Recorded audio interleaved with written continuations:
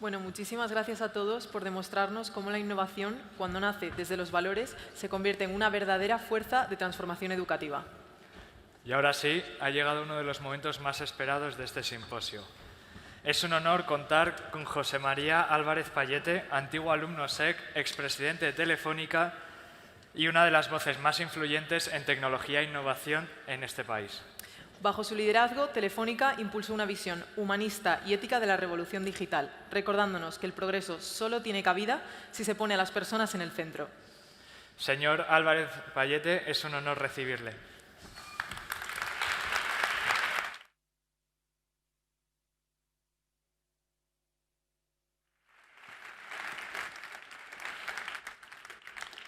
Buenos días y muchas gracias por la presentación, muchas gracias por invitarme. Es un placer estar aquí, es un honor y más como antiguo alumno. Yo lo que voy a intentar ahora es decirles lo que veo desde la plataforma que me proporcionó Telefónica durante 26 años y ahora que como estoy jubilado pues tengo tiempo para filosofar más, pues me da la oportunidad de enmarcar mejor lo que veo. La presentación la he llamado Dioses contra el caos porque ayuda bien la mitología griega para explicar el origen de las cosas. Al principio el mundo era un caos, hizo falta la energía de los dioses para poner orden dentro de ese caos. Pero para poner orden dentro de un caos hace falta mucha energía, hace falta lo que se denomina entropía y por lo tanto cuando el mundo se desordena cuesta trabajo volverlo a ordenar, sobre todo cuando el cambio es muy profundo. El anterior momento de cambio profundo que tuvimos como humanidad fue la Segunda Guerra Mundial, donde entre 90 y 100 millones de personas perdieron la vida. Dos formas de ver el mundo se enfrentaron. Triunfó una forma de ver la vida y de esa forma surgen unos acuerdos, que son los acuerdos de Bretton Woods, que crean la ONU, crean el Banco Mundial, crean la Organización Mundial del Comercio, crean el patrón oro y el mundo se configura con dos grandes superpotencias, Estados Unidos y la Unión Soviética. Ese orden, que es un orden siempre imperfecto, pero un orden que mantiene un cierto equilibrio, se mantiene hasta 1989, que cae el muro de Berlín. Con la caída del muro de Berlín, el mundo tiene una superpotencia, que es Estados Unidos, y surge la globalización como fenómeno económico. Pensamos que podemos producir cualquier cosa de la cadena de valor en cualquier sitio sin riesgo estructural y el mundo se lanza a la globalización. Durante esos años, Estados Unidos es la gran superpotencia, se crea la Unión Europea, se amplía la Unión Europea y surge, como les decía, el patrón, el estándar de la globalización. En el año 2000 empiezan a aparecer cosas muy interesantes. La primera es la confluencia tecnológica de dos grandes tendencias, la movilidad y la computación. El mundo se hace móvil y la red cambia, Internet cambia. Hasta ese momento Internet era unidireccional, consultábamos cosas en Internet. Ahora se vuelve bidireccional, podemos subir cosas a Internet y surge el mundo de las grandes plataformas.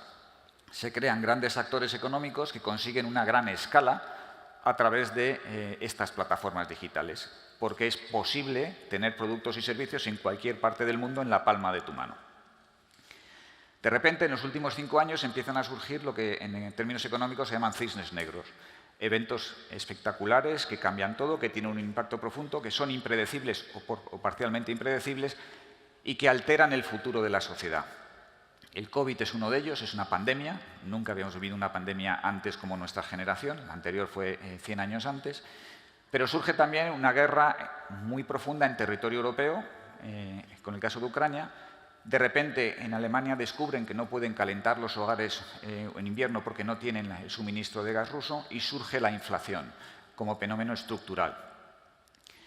Entre esos años, además, algunos de los parámetros que surgieron en Bretton Woods empiezan a alterarse. China reclama su lugar en el mundo, se convierte en una superpotencia. Rusia quiere volver, se genera lo que se llama el sur global y surge el fenómeno económico de la antifragilidad. Las economías se tienen que adaptar a estos entornos inciertos de los cisnes negros. El año 2004 fue un año de urnas, más de la mitad de la población mundial fue a elecciones, fue un año de armas, luego veremos el número de conflictos bélicos, y es el año de la inteligencia artificial, en el sentido de que la inteligencia artificial que venía produciéndose desde hace muchos años se cristaliza en un producto que entendemos que es ChatGPT, que se hace accesible a todo el mundo. Empezamos a comprender que hay una herramienta nueva tecnológica, que es la inteligencia artificial, a la que le podemos hablar, consultar y nos responde. Y el año 2025 es un año en el que estamos en la cuerda floja. ¿Por qué? Pues porque de repente el patrón del comercio mundial se altera, la globalización empieza a mostrar sus fisuras. La guerra de aranceles es una realidad nueva. Además, empieza a surgir la necesidad de invertir más en defensa. Hasta ahora el porcentaje del PIB que se dedicaba a defensa era un cierto porcentaje, ahora se nos exige que ese porcentaje suba. Volvemos a necesitar invertir más en defensa. Y además, algunos de los organismos internacionales derivados del acuerdo de Bretton Woods empiezan a ser cuestionados por los propios Estados Unidos, que fueron el artífice de su creación. Empezamos a desafiar a esos organismos internacionales. ¿Qué está pasando? Pues lo que está pasando es que estamos viendo la mayor revolución tecnológica de la historia de la humanidad. Y en ese sentido somos afortunados como generación de seres humanos. Pero el problema es que los seres humanos no estamos programados para pensar exponencialmente. La leyenda de Sisa es una leyenda que habla de un rey hindú que estaba deprimido porque había perdido un hijo y le encargó al sabio de su corte, Sisa, que inventara un juego que le entretuviera. Sisa inventa el ajedrez. Y el ajedrez le gusta mucho al rey porque le enseña de estrategia, le enseña de táctica. Y le dice a Sisa qué quiere a cambio del juego. Y Sisa le dice que quiere un grano de trigo en la primera casilla, 2 en la segunda, 4 en la tercera y así sucesivamente. Al rey aquello le parece poco, le encarga a su intendente que calcule cuánto trigo es eso. Eso son 20.000 cosechas mundiales de trigo. No estamos programados para pensar exponencialmente. Y lo que vivimos es exponencial. Siempre en la historia de la humanidad se han producido momentos en los que se acumula tecnología. Y eso lo cambia todo, la cultura, la economía, la sociedad, la política, todo. El anterior momento de mayor cambio había sido la revolución industrial. Lo que estamos viviendo tiene un impacto en PIB per cápita 4 veces el de la revolución industrial. Porque no es una tecnología, son muchas tecnologías que se retroalimentan unas a otras y se están acelerando continuamente. En los próximos 7 años, la inteligencia artificial va a tener un impacto 70 veces mayor al que tuvo la revolución industrial en sus primeros 70 años. Esto va muy rápido, es muy profundo y lo va a cambiar todo. Al teléfono fijo le costó 50 años alcanzar 50 millones de usuarios. Al teléfono móvil le costó 12 años alcanzar 50 millones de usuarios. ChatGPT lo consiguió en menos de un mes y Threads lo ha conseguido en menos de 2 días. Distribuir tecnología cada vez es más rápido y más potente. Y si se acuerdan que eran 2 fuerzas, movilidad y computación, ahora son 4 fuerzas. Redes de telecomunicaciones de última generación, fibra y 5G standalone. Eso, entre otras cosas, elimina la latencia y convierte las redes de telecomunicaciones en un superordenador masivamente distribuido. La Web 3, que descentraliza Internet, puedes certificar datos en el extremo de la red. Mucha más capacidad de computación a través de las redes neuronales mientras llega la computación cuántica y la inteligencia artificial que fluye por todo eso. Y esto lo va a cambiar todo. Para que se hagas una idea de lo que era mi antiguo sector, si la aviación hubiera seguido la misma evolución que las telecomunicaciones, en velocidad, hoy sería posible volar de Londres a Nueva York en un segundo. Ese es el tipo de cambio que hemos oído. Pero es que la Web 3, que está descentralizándose, se está descentralizando muy rápida. Y por lo tanto ya no es necesario pasar exclusivamente por los hiperescalares, por la nube, para distribuir contenido. Hay muchos nodos que se están creando en Web 3 y además es muy eficiente y muchas veces más segura. Y en cuanto a la capacidad de computación, la ley de Moore se enunció en los años 50. Henry Moore, un ingeniero de IBM, predijo que cada 2 años, desde aquel momento, se duplicaría la capacidad de procesamiento de los ordenadores, de los procesadores, y bajaría a la mitad su precio. Y se ha producido. Y ustedes podrán pensar, bueno, ¿y eso qué quiere decir? Pues eso lo que quiere decir es que el reloj inteligente que llevan en su muñeca tiene 500.000 veces más capacidad de procesamiento y almacenamiento que toda la NASA cuando mandó un hombre a la Luna en 1969. Eso es lo que quiere decir. Y sobre esto viene la inteligencia artificial.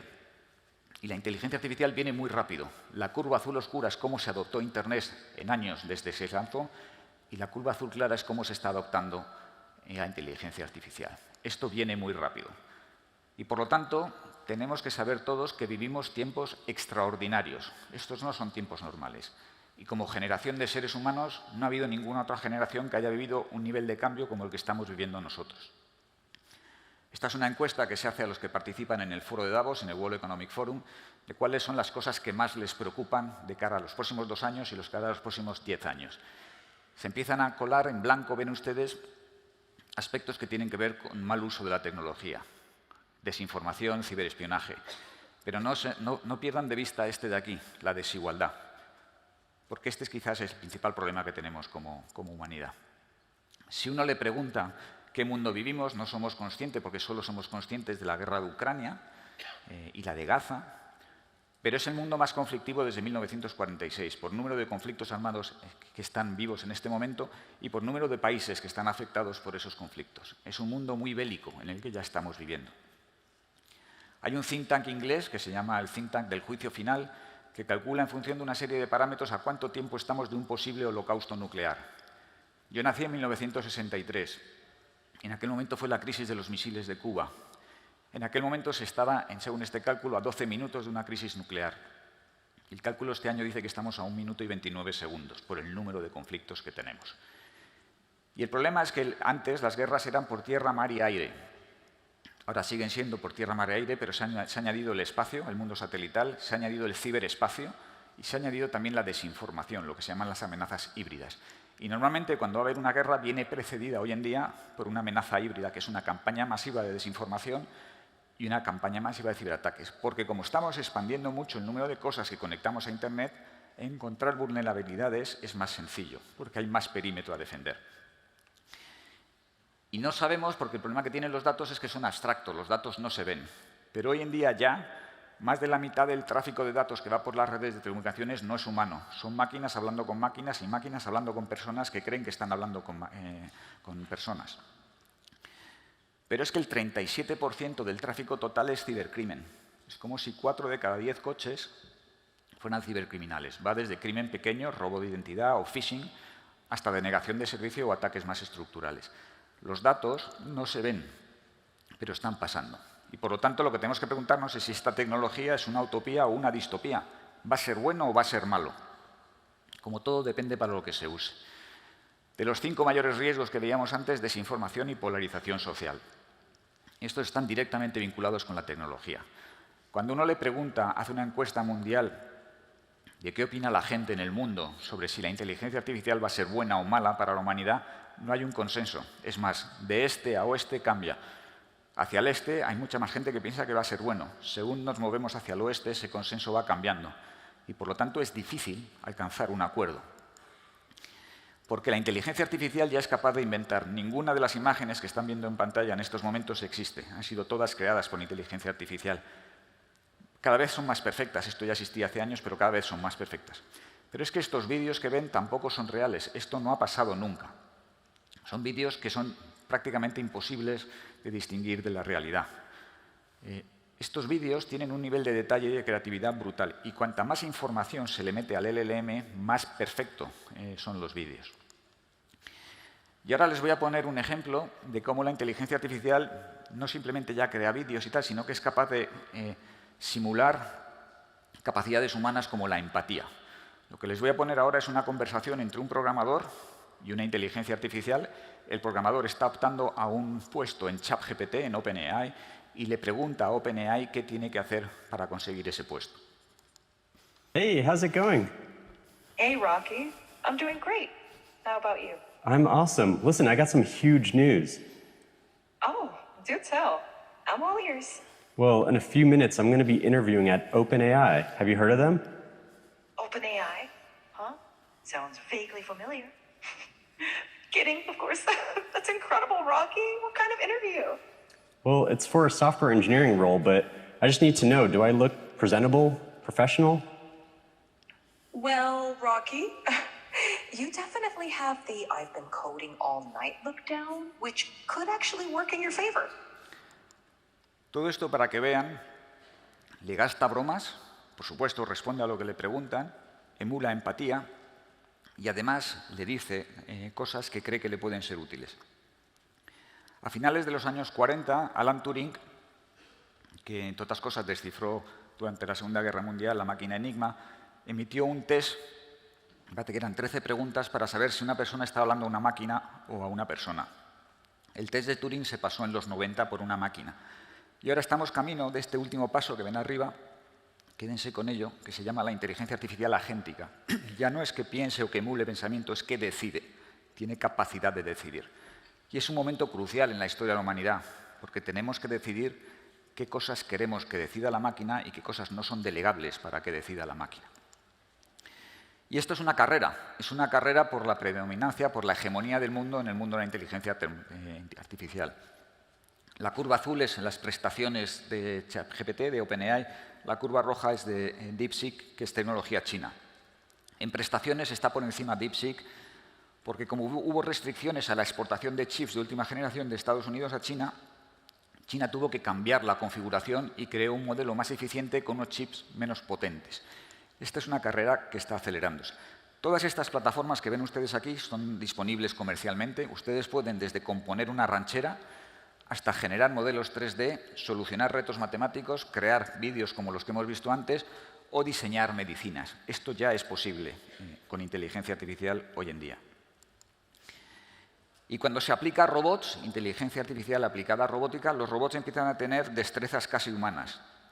Esto es un estudio de Google DeepMind que dice que un robot ya puede hacer un 75% de ordenar, colgar camisas, insertar engranajes o ordenar vajilla. Empiezan a tener los robots la destreza de un niño de entre 10 y 14 años.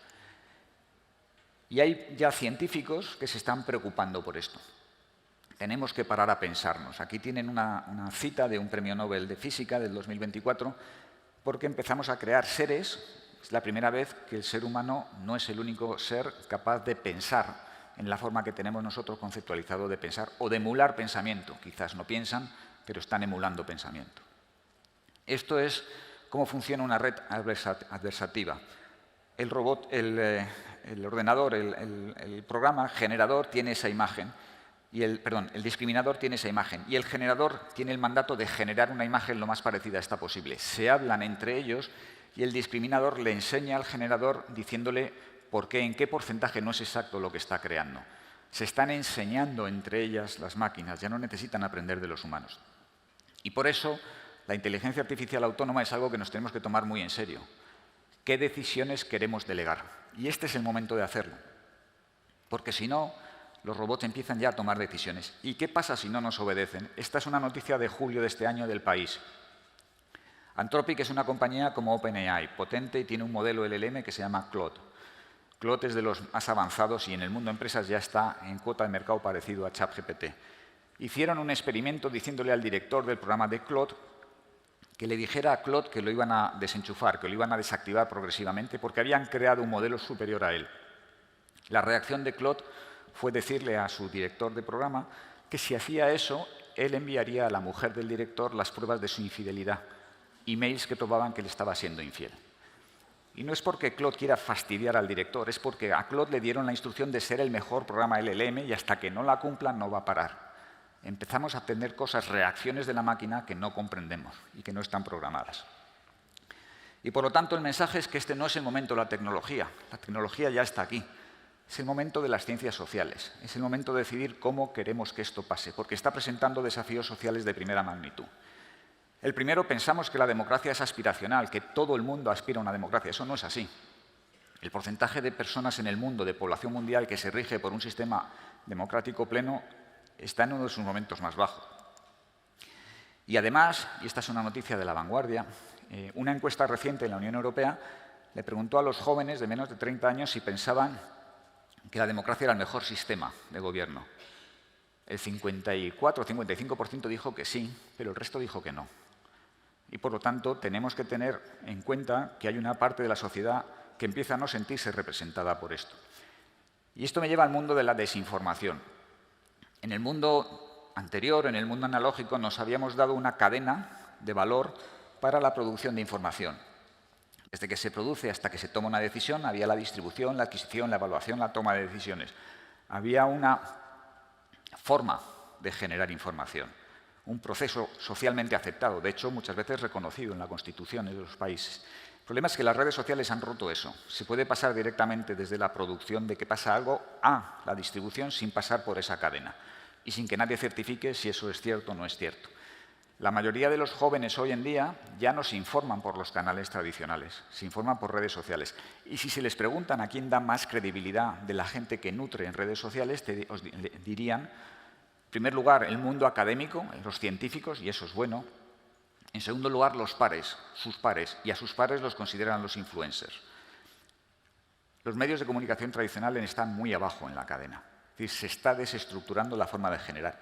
Esto que ven aquí es lo que se llama una red neuronal en redes sociales. ¿Cómo funciona una red neuronal? Uno puede comprar, es lícito, la información de Twitter, de LinkedIn, de Instagram, de TikTok. Lo que ven los círculos es el tamaño de seguidores que tiene la persona que tiene esa neurona en la red. Las líneas es con quién se conecta. Utilizando algoritmos se pueden identificar comunidades, quién está hablando de qué. Esto, por ejemplo, es toda la información sobre vacunas entre julio y septiembre del 2023. 40% de la conversación eran teorías de la conspiración contra la vacuna del COVID. 30% eran influyentes sobre los efectos secundarios de la vacuna. 3% hablando de informes basados en pseudociencia. Solo el 21% de la conversación era gente defendiendo científicamente el valor de las vacunas. Cuando uno analiza en dos grandes comunidades quién está a favor, quién está en contra, se da este gráfico que tienen aquí. El 57% de los usuarios crean el 83% de la actividad. ¿Y eso qué quiere decir? Que muchas de estas partes rojas no son humanas, son bots contratados para viralizar según qué cosas. Difundir bulos nunca ha sido ni tan barato, ni tan eficaz, ni tan eficiente a la hora de influir en la opinión pública.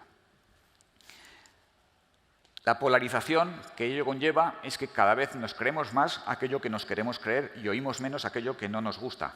Por lo tanto, la pluralidad va desapareciendo. Este es un índice de polarización en Estados Unidos, que tiene que ver mucho con lo que les hablaba de las redes neuronales, pero quizás lo más preocupante es la desigualdad. Esta polarización cae en un momento de desigualdad grande. Desigualdad económica, pero sobre todo, y la más preocupante, la desigualdad de oportunidades. Hasta que cae el muro de Berlín en 1989, el índice de Gini había ido subiendo. El índice de Gini mide la desigualdad a nivel mundial. En ese momento, el 60% de la desigualdad era desigualdad entre países. La globalización ha llevado crecimiento a muchos países, pero hoy en día la desigualdad no ha caído mucho, está prácticamente en niveles similares, pero el 64% de la desigualdad es desigualdad dentro del país. Y eso es un caldo de cultivo, junto con la polarización, para una inestabilidad social. Porque lo que te lleva a eso es a que crece la desigualdad y la gente lo nota. Este es el porcentaje de evolución del crecimiento de la riqueza del top 1% en Estados Unidos. La parte roja es más del 50%. Y el problema que tiene eso es que esta desigualdad, con esa polarización, te lleva a tensión social. Muchas de las cosas que vemos tienen que ver con gente que opina que este contrato social no les está funcionando, que además es radicalizada de forma muy eficaz. Aquí tienen algunos libros que les aconsejo, si tienen tiempo, que lean. Y si solo tienen que escoger uno, yo escogería el del centro, La muerte de la verdad. Es de una escritora americana que se llama Nikita Kakutami, que es del New York Times.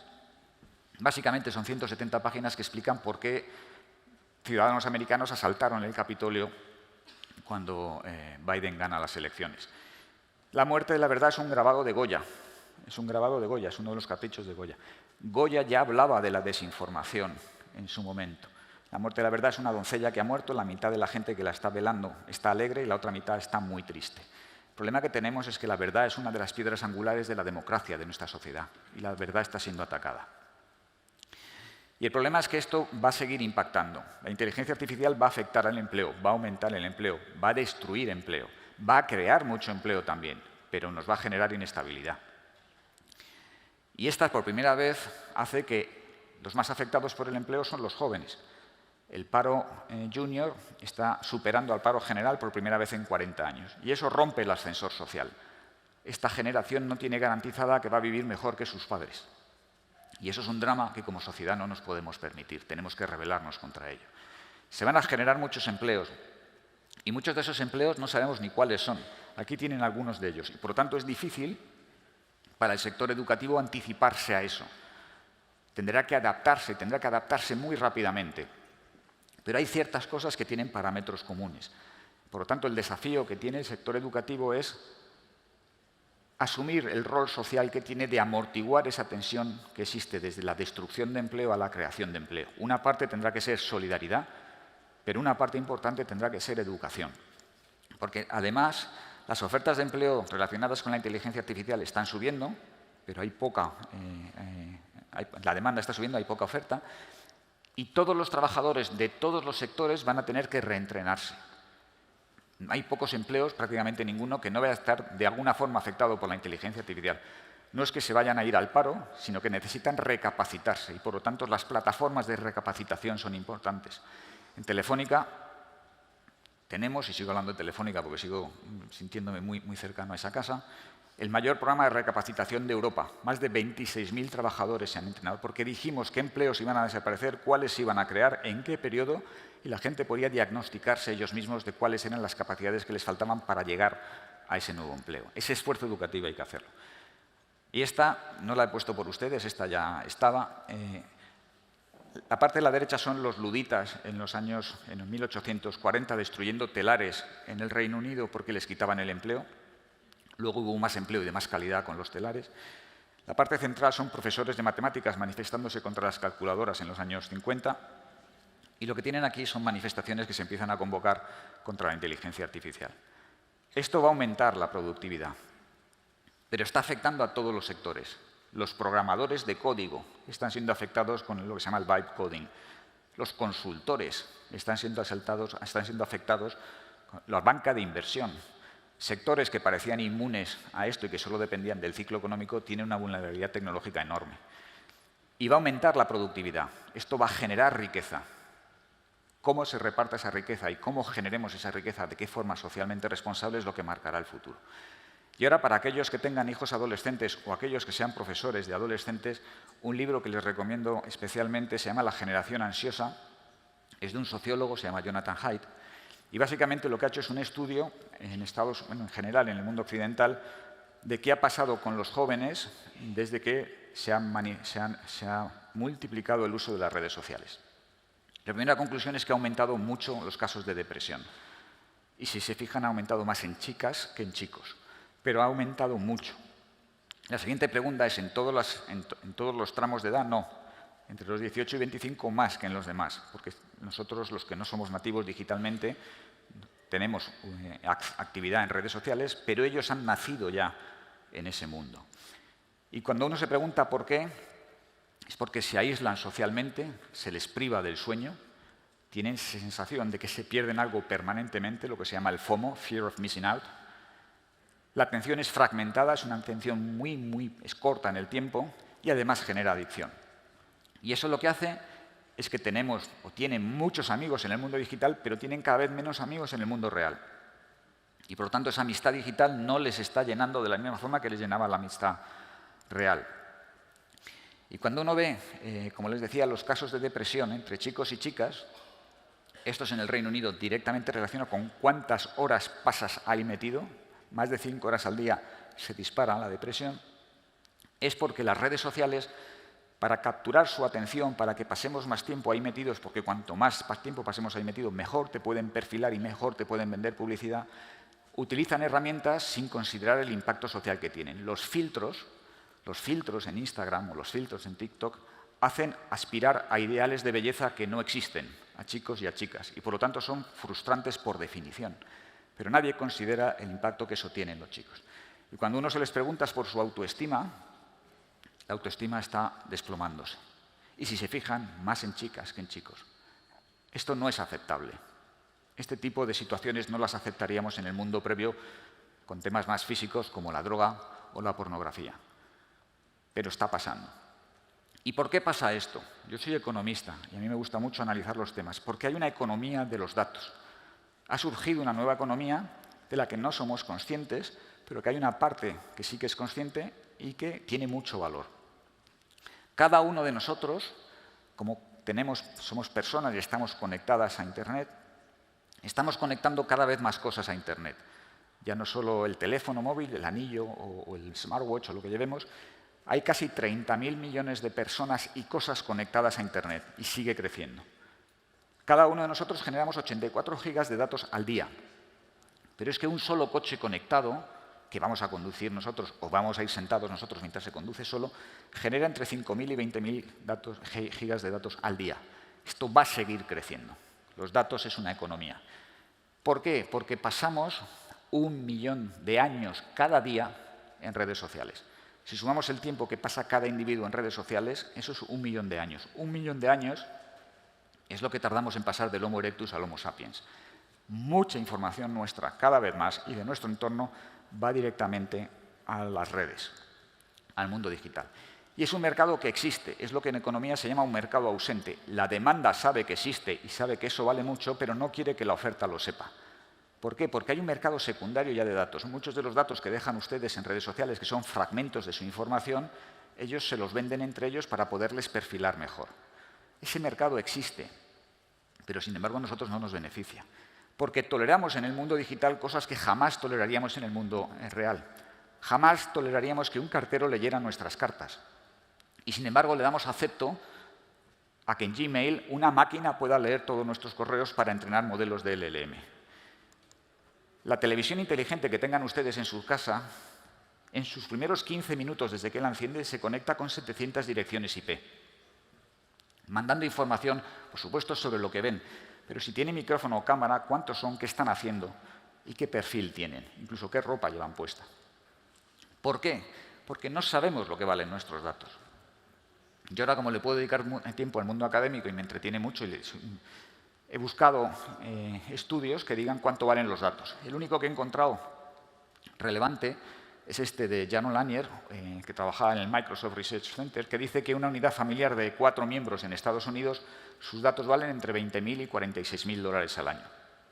Si eso es cierto, y hay que poner un gran condicional ahí, y en España somos 48 millones de personas y hay unos 10 millones de unidades familiares de 4 miembros, significa que hay entre 200.000 y 460.000 millones de PIB español que no están en las cuentas. Y ese es dinero suyo, es dinero de todos nosotros. Es casi el 25% del PIB de España. ¿Dónde está ese dinero? En la capitalización bursátil de todas estas plataformas. Y esto no va a parar, porque todos estos datos son necesarios para entrenar esos modelos. Y por lo tanto esos datos cada vez van a valer más. Y cada vez vamos a conectar más cosas a Internet. Las mayores plataformas del mundo, hoy en día, consumen más de la mitad del tráfico de datos que va por las redes. Más de la mitad. Y no pagan nada por ello.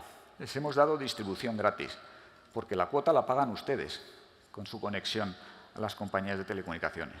Pero la gran parte del tráfico se lo llevan ellos. Una consulta de ChatGPT, siendo una consulta 4 o 5 preguntas, consume la misma electricidad que una bombilla alumbrando durante 2 horas y se bebe medio litro de agua para refrigerar los data centers. Eso es insostenible desde el punto de vista de energía y desde el punto de vista de recursos. Y estas plataformas empiezan a tener tamaños de países. Google y Microsoft consumen la misma energía que Portugal. La inteligencia artificial está hambrienta de energía. Va a crecer tanto en los próximos años que ahí tienen estimaciones, el escenario base, el intermedio y el de despegue, de cuánto va a ser necesario de energía para nutrir a esos data centers que se están creando. La curva de arriba, me parece que son como la curva de en medio, perdón, la azul son como 930 terawatts. Eso no nos puede decir mucho, pero significa que si esto se confirma, la inteligencia artificial en los próximos 5 años va a consumir la misma energía que Japón en un año. Tienen tamaño de país. Pero es que bebe agua, y bebe mucha agua para refrigerarse, y no hay tanta agua en el mundo. ¿Cuánta agua es eso en estas curvas que ven aquí? Pues es la misma agua que se bebe Suecia en un año. Empiezan a tener tamaños preocupantes. Y desde mi punto de vista, la revolución industrial produjo un nuevo factor de producción, que era el factor de producción trabajo. Esta revolución está creando un nuevo factor de producción, que son los datos, que tienen valor y que tienen un mercado, pero que no quieren que sepamos que existe. En el mundo del capital, el rendimiento lo marca el riesgo que queramos asumir. En el mundo del trabajo, en teoría, la escasez de nuestro talento o nuestra formación. En el mundo de los datos, desde mi punto de vista, es la privacidad que queramos tener. Tendremos acceso a nuestros datos, seremos gestores de nuestra privacidad y decidiremos qué datos queremos vender y cuánto nos tienen que pagar por ello. Y, por lo tanto, la pregunta que nos tenemos que hacer es ¿en qué mundo vivimos? Desde mi punto de vista, vivimos en vasallaje digital. Nos pasamos la vida minando datos para que otros se hagan ricos. Esto es como si lleváramos nuestro dinero al banco y, como no sabemos lo que vale nuestro dinero, el banco nos diera un callejero y un álbum de fotos y nos vamos tan contentos a casa. Eso es lo que está pasando. ¿Dónde está Europa en todo esto? Pues Europa está perdida. Europa está en un mundo que cree que es el mundo del siglo pasado. Europa vive regulando para caballos un mundo de autopistas. No hay ninguna compañía europea entre las más grandes del mundo. Hay una compañía europea entre las 10 más innovadoras del mundo. Y esto habrá que actualizarlo con datos del 2024. Y en el sector de telecomunicaciones, media y entretenimiento no hay ninguna gran compañía europea. Hemos ido perdiendo relevancia. ¿Por qué? Porque no estamos invirtiendo lo suficiente en innovación, porque hemos generado competencia artificial y fragmentación de los mercados. Estos son las 64 tecnologías más críticas. De ellas, China lidera en 57. China se ha dado cuenta de esto hace mucho tiempo y se ha puesto a trabajar en ello. Verán que no hay ningún país europeo que lidere como tal y que la Unión Europea solo lidera en 2 como grupo. Me hizo especial ilusión ver a España en los sensores de imágenes multiespectrales e hiperespectrales. No estamos invirtiendo lo suficiente, no tenemos una política industrial derivada para esto. Y antes se decía que es que ellos copian, es que nosotros investigamos y ellos copian. Eso ya no es cierto. En el año 2024, el número de papers académicos especializados en tecnología, China ha tomado el liderazgo. Están investigando, están muy avanzados y lo están haciendo muy bien. El mundo de los unicornios, compañías que valen más de 1.000 millones de dólares. Estados Unidos lidera, China está acelerando, Europa está aquí abajo. No estamos teniendo lo que necesitamos. Y cuando uno ve las compañías más grandes del mundo hace 15 años, aquí tienen, la compañía más grande del mundo era una petrolera, Exxon, solo había 2 tecnológicas entre las 5 más grandes del mundo. Hoy en día todas son tecnológicas, pero fíjese en el tamaño. La compañía más grande del mundo en 2010 valía 364.000 millones de dólares. La compañía más grande del mundo hoy en día vale más de 12 veces eso. Más de 12 veces eso. Ese es el nivel de acumulación de riqueza que se está produciendo. Y se han convertido en la segunda economía del mundo. Las 6 compañías tecnológicas más grandes del mundo tienen un PIB ya superior, tienen una capitalización bursátil superior al PIB de la Unión Europea. Esto es un poco tendencioso porque estoy mezclando capitalización bursátil con PIB. Pero es para que se hagan una idea del tamaño, de la escala, ¿se acuerdan de la escala de la que hablábamos antes que están alcanzando estas compañías? Nvidia, que es la compañía más grande del mundo, tiene una capitalización bursátil que es casi 3 veces el PIB de España.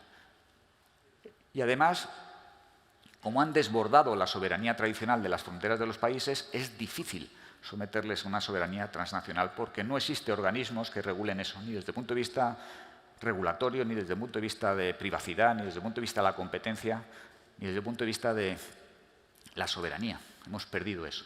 Entonces, Europa tiene que ponerse las pilas rápido, porque está perdiendo esta carrera. La parte buena es que esta carrera está empezando ahora. La parte mala es que partimos en desventaja. Si hacemos estas cosas, si tenemos una política industrial clara, si desregulamos... no me malinterpreten, yo no estoy pidiendo libertad absoluta. Lo que estoy diciendo es que sectores como el bancario o el de telecomunicaciones están regulados como era el siglo pasado, cuando hoy tenemos competidores que no tienen nada que ver con los del siglo pasado. Es decir, una plataforma de streaming no es lo mismo que Movistar, pero sin embargo ofrece el mismo producto. Ellos no están regulados y Movistar sí. Yo no estoy pidiendo que les regulen a ellos. Lo que estoy pidiendo es que desregulen a las compañías como Movistar para que puedan competir en igualdad de condiciones. Uso responsable, plataformas abiertas, mismos servicios, mismas reglas. Es el momento de cambiar los paradigmas. Afortunadamente, el informe Draghi, que se emitió a mediados del 24, la Comisión Europea, la presidenta von der Leyen, utilizó el informe Draghi, que es, si tienen tiempo, léanse las 40 primeras páginas del informe Draghi. Es un diagnóstico muy frío, pero a la vez muy certero de qué está pasando en Europa. Luego propone las soluciones. La Unión Europea tiene que acelerar. Porque la Unión Europea tiene algo que es crucial en este mundo. Les hablaba antes de las ciencias sociales. La Unión Europea es cuna de valores. Es cuna de valores. Es donde los contratos sociales más avanzados y más estables y, por lo tanto, la soberanía de datos, la competitividad, nos tiene que llevar a que no podemos aceptar que la tecnología campe a sus anchas. Estamos dejando que la tecnología campe a sus anchas.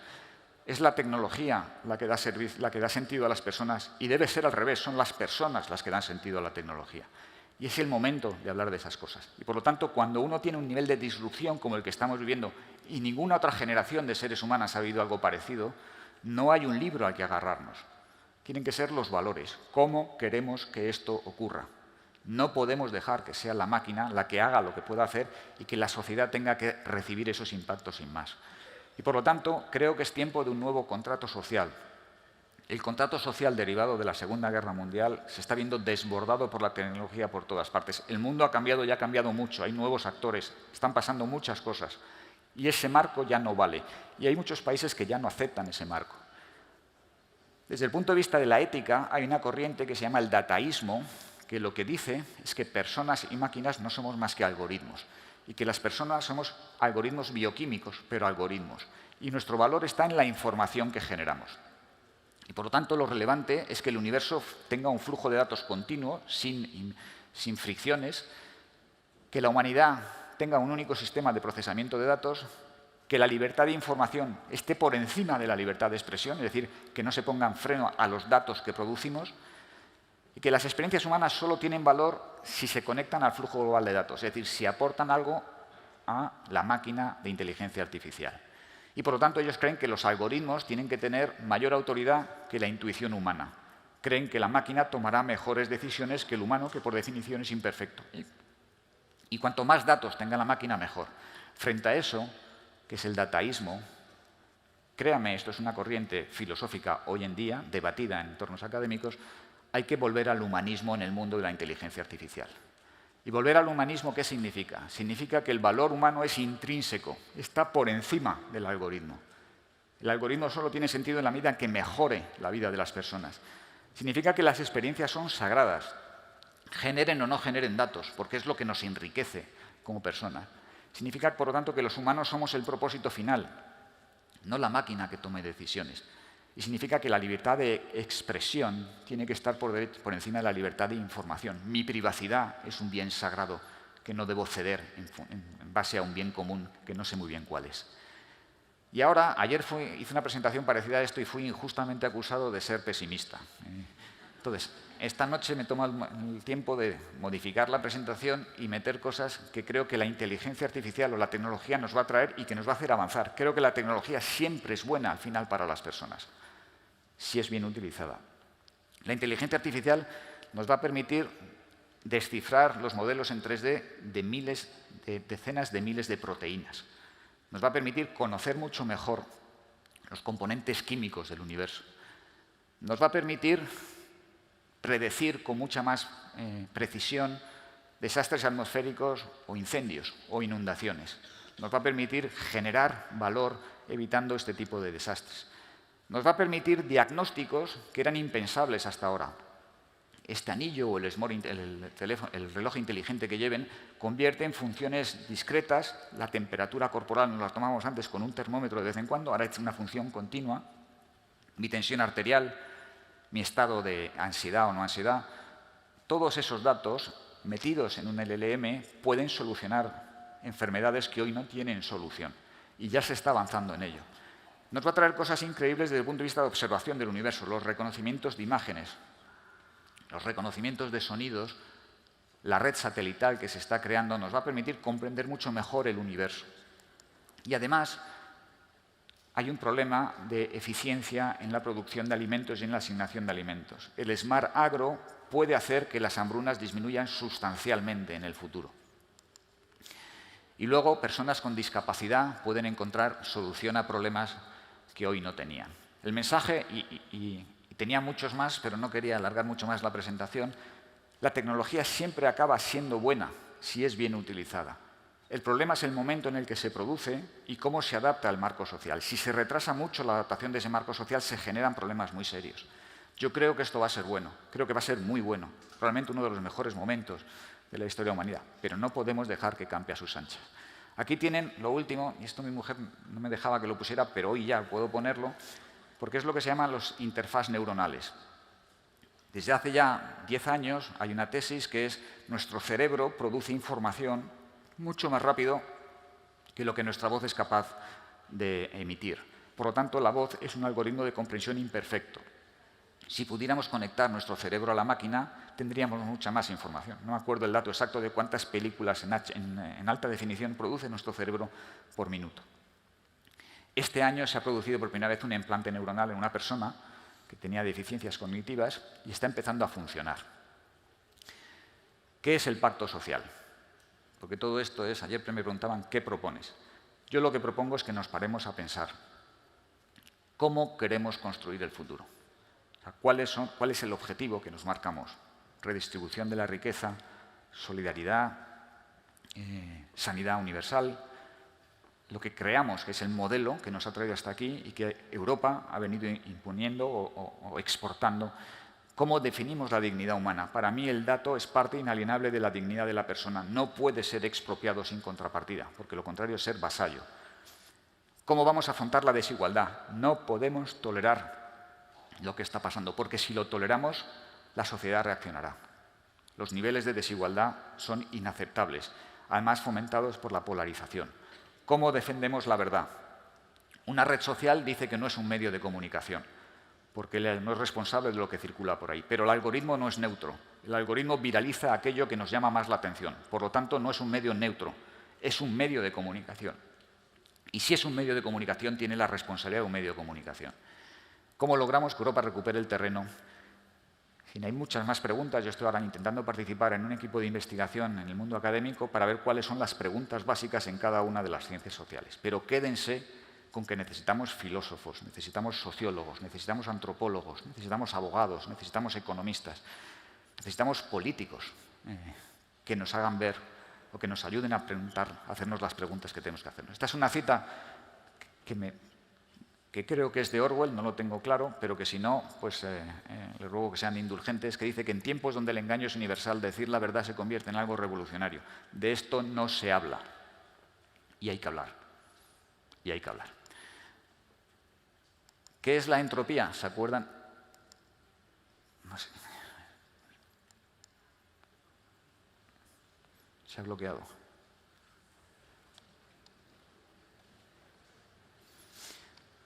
Les hablaba al principio de lo que era la entropía. ¿Se acuerdan? La energía necesaria para poner en orden un sistema.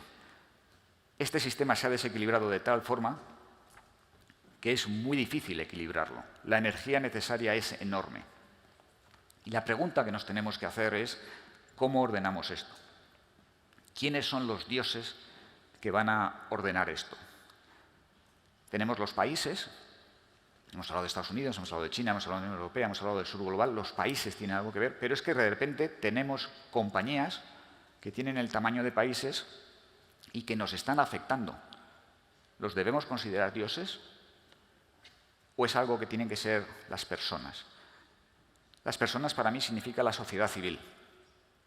¿Qué quiere decir eso? Pues quiere decir que tenemos que reflexionar a quién le damos la interlocución para generar ese nuevo contrato social. Desde mi punto de vista, esto tiene que venir del mundo académico. El mundo académico es fundamental porque tiene la credibilidad de haber creado esos contratos sociales antes. Esta es buena, déjenla aquí. Les voy a pasar la de la entropía porque me gustaba mucho, porque son las cataratas de Iguazú y no me resisto a ponérsela. Gracias.